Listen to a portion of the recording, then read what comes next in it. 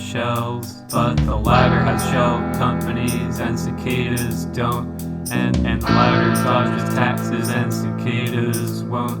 And the latter is an ugly bug, the former is just a harmless insect. Cicadas aren't ugly, that's a myth of your mind.